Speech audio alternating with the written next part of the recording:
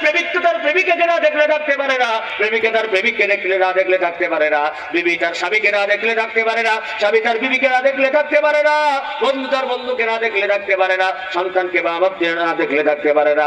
আমার মুমিন মুসলমান ভাইয়েরা, আমাদের এই দুনিয়ায় যে সম্পর্ক, এই দুনিয়ার সম্পর্ক হচ্ছে হাজার হাজার হাজার হাজার কোটি কোটি গুণ মালিকের সাথে আমাদের সম্পর্ক বেশি। মালিককে বেশি মহব্বত করতে হবে। যে আল্লাহ রাব্বুল আলামিন আমাকে দেখার জন্য চোখ দান করেছেন, যে আল্লাহ রাব্বুল আলামিন আমাকে বলার জন্য জবান দান করেছেন, যে আল্লাহ রাব্বুল আলামিন আমাকে কথা বলার জন্য জিহ্বা দান করেছেন, যে আল্লাহ রাব্বুল আলামিন আমাকে শ্রবণ করার জন্য কান দান করেছেন, যে আল্লাহ তাআলা চিন্তা ফিকির করার জন্য আমাকে দিমাগ দান করেছেন, ধরার জন্য হাত দিলেন, চলার জন্য পা দিলেন, লক্ষ লক্ষ কোটি কোটি টাকা ইনভেস্ট করলেন আমার শরীরের হাত বডির ভিতর। ও আমার মুমিন মুসলমান ভাইরা, বলে সেই আল্লাহর সাথে আমরা দেখা করতে রাজি না। কারণ কোন মুমিন যখন মসজিদে যায় তখন ডাইরেক্ট তার আল্লাহর সাথে কথোপকথন হয়, যখন কোন মুমিন যখন নামাজে দাঁড়ায় তখন আল্লাহর সাথে তার ডাইরেক্ট কি হয়ে যায়, সম্পর্ক হয়ে যায়। বলেন সুবহানাল্লাহ।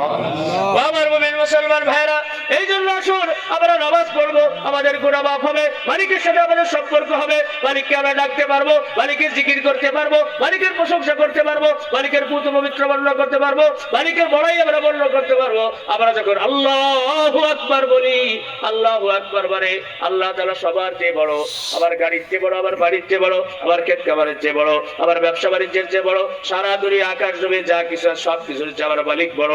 আল্লাহু আকবার। সবাই বলেন আল্লাহু আকবার। আরো যারা বলেন আল্লাহু আকবার। সুতরাং নামাজের দ্বারা গুনাহ মাফ হয়, নামাজের দ্বারা গুনাহ মাফ হয়, গুনাহ মাফ হয় আর কিসের দ্বারা? ইস্তিগফারের দ্বারা গুনাহ মাফ হয়, তওবার দ্বারা গুনাহ মাফ হয়। কথা ঠিক না বেঠিক? রাসূলুল্লাহ সাল্লাল্লাহু আলাইহি ওয়াসাল্লাম ইরশাদ করেন, আত-তাইবু মিনাজ যাবি কামাল্লা যাব্বালাহু। কেউ যদি গুনাহ থেকে ইস্তিগফার করে, কেউ যদি গুনাহ থেকে তওবা করে, আমি আল্লাহ রাব্বুল আলামিন তার প্রতি খুশি হয়ে তার সমস্ত জিন্দেগীর গুনাহ মাফ করে দেই। সুবহানাল্লাহ। সুতরাং আমাদের ইস্তিগফার করতে